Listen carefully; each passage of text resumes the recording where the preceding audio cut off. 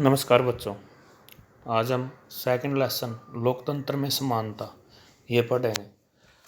लोकतंत्र में समानता यानी कि समानता क्या है। हमारे को जो मौलिक अधिकार दिए गए हैं उसमें एक समानता का अधिकार है, एक स्वतंत्रता का अधिकार है, एक समानता का अधिकार है। तो इसके अंदर जो लोकतंत्र में समानता है, तो इस लेसन का नाम है लोकतंत्र में समानता। तो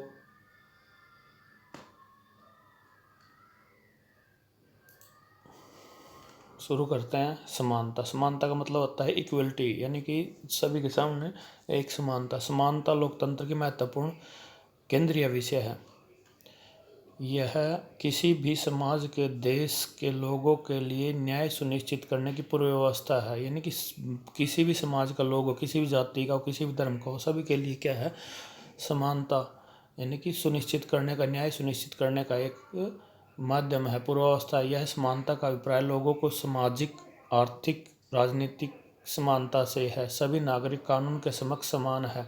देश का कानून सभी लोगों को एक समान संरक्षण प्रदान करता है। संरक्षण का मतलब होता है सुरक्षा, उनको प्रदान करता है। पूरा का पूरा जो है राज्य के साथ जन्म स्थान, लिंग, जाति, धर्म, विश्वास, नस्ल और संपत्ति के आधार का भी कोई भेदभाव नहीं कर सकता। सार्वजनिक वयस्क मताधिकार और समानता, इसके अंदर क्या है, सार्वजनिक मताधिकार और समानता। सार्वजनिक वयस्क मताधिकार का अर्थ क्या है। सार्वजनिक मताधिकार किसी भी देश के सभी नागरिकों को वयस्क को मत देने का अधिकार प्राप्त है। यह किसी भी लोकतंत्र की महत्वपूर्ण विशेषता है। आज कोई भी सरकार जो एक लोकतांत्रिक सरकार होने का दावा करती है, वह वयस्क मताधिकार से वंचित नहीं रख सकती। लोकतंत्र में सार्वजनिक वयस्क मताधिकार महत्वपूर्ण हो जाता है क्योंकि यह समानता के मूल सिद्धांत पर आधारित है। यानी कि सभी लोगों को, चाहे वो स्त्री हो, पुरुष हो, समाज का किसी भी धर्म या जाति से हो, उन सभी लोगों को वोट डालने का अधिकार हमें संविधान देता है। संविधान के अंदर सभी वयस्क जिसकी आयु 18 वर्ष से अधिक है, 18 वर्ष या 18 वर्ष से अधिक है, उनको प्रत्येक भारतीय नागरिक को वोट डालने का अधिकार है। उसके बाद है वह किसी भी देश के प्रत्येक नागरिक बिना किसी भेदभाव के एक मत देने का अधिकार होता है, चाहे वह संपत्ति समुदाय का क्यों ना हो, चाहे वह किसी भी संपत्ति या समुदाय का क्यों ना हो। संविधान और समानता, किसी देश में संविधान का एक ऐसा दस्तावेज है जो इस देश के लोगों को सरकार के अद्भुत नियमों और कानूनों को आधार प्रदान करती है। हमारा संविधान सभी नागरिकों को समान अधिकार देता है। यहाँ तक कि हमारे संविधान की प्रस्तावना स्पष्ट करती है, भारतीयों को समान सामाजिक प्रतिष्ठा और अवसर पाने का अधिकार है। यह इसका तात्पर्य है कि देश के सभी लोगों को, जिसमें पुरुष, स्त्री, सभी जातियों, धर्मों, जनजातियों, शैक्षणिक, आर्थिक पृष्ठभूमि से आने वाले लोगों का समान अधिकार प्रदान करती है और समान है। सभी को समान अधिकार और अवसर प्राप्त पाने का अधिकार है। हर व्यक्ति अपनी क्षमता और इच्छा के अनुसार किसी भी कार्य को करने की स्वतंत्रता है। अतिरिक्त हमारा संविधान सुनिश्चित करता है कि भारत में अपने धर्म को अनुसरण करने, भाषा बोलने, अपने त्योहारों को मनाने, अपनी बात कहने के लिए स्वतंत्र है। इसका आशय यह है कि इसका अभिप्राय है कि कोई एक भाषा, धर्म, त्योहार मानने या अपनाने के लिए बाध्य नहीं है। उपरोक्त में से किसी को भी हमारा संविधान विशिष्ट दर्जा प्रदान नहीं करता। इससे संविधान निम्नलिखित प्रावधानों का उल्लेख हमारे संविधान में मिलता है। यानी कि जो ये डिफाइन दिया है ना, इसमें धर्मनिरपेक्षता क्या है।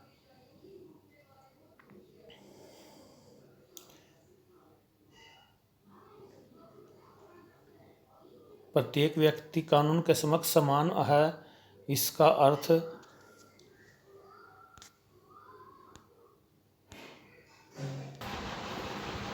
ध्यान रखना बेटा, ये पीछे जो क्वेश्चन था, ये क्वेश्चन ये आपने करना है।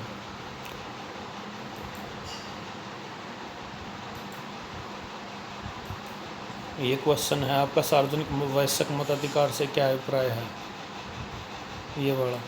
और इसका आंसर यही है, देश के किसी भी वयस्क लोगों को मत देने का अधिकार प्राप्त है। यह किसी भी लोकतंत्र की महत्वपूर्ण विशेषता है। आज कोई भी सरकार एक लोकतंत्र सरकार होने का वह वयस्क मताधिकार से वंचित नहीं रख सकती। ये बड़ा। अब नेक्स्ट पेज चलो।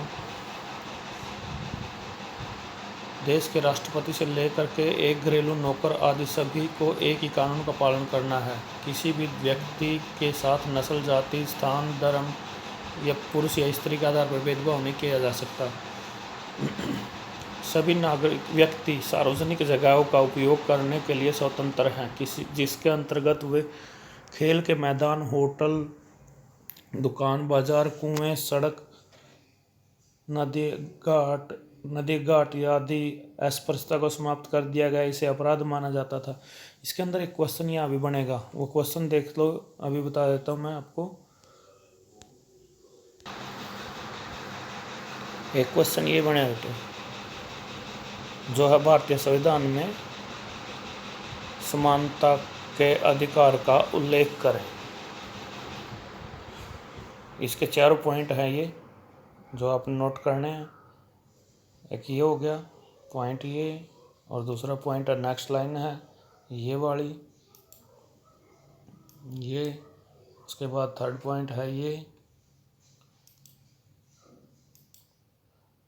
इस तरह से वस्तुतः लोकतंत्र में कानून का समक्ष समानता महत्वपूर्ण है, क्योंकि कानून यह लोकतंत्र के आधार को सुनिश्चित करती है। यह कुछ हद तक आय के एक समान वितरण के अधिक विशेष अधिकारों का भी और सामाजिक भेदभाव को समाप्त करती है। यानी कि जो समानता है, आय के समान वितरण, यानी कि जो पैसा कमाने का अधिकार है वो, उसका समान वितरण और के विशेष अधिकार और सामाजिक भेदभाव को भी समाप्त करती है। यानी समाज के अंदर जो भेदभाव है ऊंच नीच का या छुआछूत का या अमीर गरीब का या धर्म के आधार पर, वो सारे के सारे वो उनको समाप्त करती है।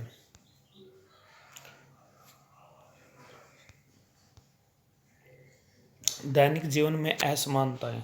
नेक्स्ट है ये, दैनिक जीवन में असमानताएं।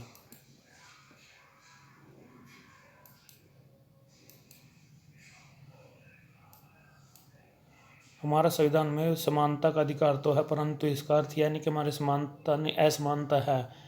अपने दैनिक जीवन में असमानता के कई उदाहरण देखे होंगे। भारत में रहने वाले कुल जनसंख्या का एक बड़ा हिस्सा आज भी गरीबी रेखा के नीचे अपना जीवन व्यतीत कर रहा है। ये भी असमानता है। कोई लोगों के पास इतना बहुत ज़्यादा पैसा है और कई लोगों के पास खाने के लिए भी, भोजन को प्राप्त करने के लिए भी पैसा नहीं है। उनकी स्थिति भी काफ़ी दयनीय है, जो समानता से काफ़ी दूर हैं।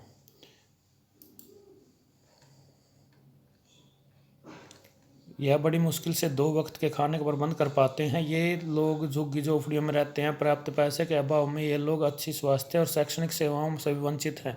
यद्यपि सरकार इन मौलिक अधिकारों को सस्ती कीमत पर मुहैया करवाती है, लेकिन ये सुविधाएं न तो आसानी से उपलब्ध हो पाती हैं, न ही सभी जगह सर्वसुलभ ढंग से उपलब्ध है। आमतौर पर ये सुविधाएं निजी सुविधाओं से अच्छी नहीं है, जिसका खर्च गरीब आबादी वहन नहीं कर सकती। यानी कि कुछ इन गरीब लोगों को सरकार कुछ सुविधाएं तो उपलब्ध करवाती है, मगर ये इतनी बढ़िया नहीं होती जो निजी तौर पर जो प्राइवेट सेक्टर के अंदर वो मिलती हैं। जैसे हॉस्पिटल हो गए प्राइवेट, या प्राइवेट स्कूल हो गई। इन चीज़ों के अंदर क्या सुविधाएं हैं, जबकि गवर्नमेंट जो सार्वजनिक चीज़ें हैं, गवर्नमेंट चीज़ें हैं, उनके अंदर ये इतनी बढ़िया सुविधाएं नहीं उपलब्ध पाती है, और इन गरीबों के लिए यही चीज़ें हैं। उसके बाद है जाति प्रथा। जाति प्रथा भारत में व्यापक असमानता का एक अन्य रूप है। जाति प्रथा क्या होती है? एक जाति को दूसरी जाति से भिन्न समझना। यह केवल एक प्रबल सामाजिक बुराई है, जिसके कारण एक बड़ी आबादी भेदभाव का शिकार बनती है। इस सामाजिक व्यवस्था में लोगों को समुदाय और समूह में सीढ़ी की तरह इस प्रकार से रखा जाता है, प्रत्येक जाति या तो अन्य जाति से ऊपर या नीचे होती है। यानी कि जैसे सीढ़ी के अंदर पायदान होते हैं ना, उन पायदानों की तरह से एक जाति नीचे, फिर उससे ऊपर, फिर उससे ऊपर समाज के अंदर ऐसे जातियों का विखंडन किया हुआ है, एक जाति से लेकर के बड़ी जाति तक, जो छोटी जाति से एक सीढ़ी की तरह अन्य जाति के ऊपर या नीचे होती है। वह वर्ग जो इस व्यवस्था में सबसे ऊपर होता है, वह वर्ग स्वयं को उस जाति का होने का गर्व अनुभव करता है।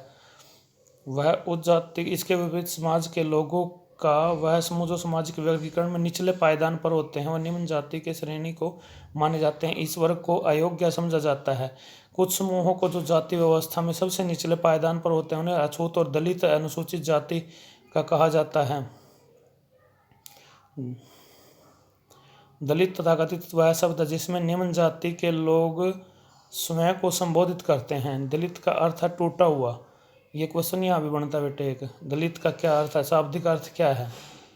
दलित का शाब्दिक अर्थ क्या है? क्वेश्चन लिख लेना है ये क्वेश्चन मैं बोल रहा हूँ। दलित का शाब्दिक अर्थ क्या है? दलित का अर्थ है टूटा हुआ या पिछड़ा हुआ।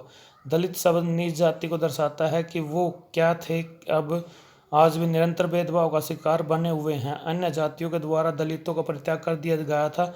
यह आबादी सार्वजनिक सुविधाओं के उपयोग से वंचित कर दी गई थी। ऊंची जाति यह आबादी सार्वजनिक सुविधा।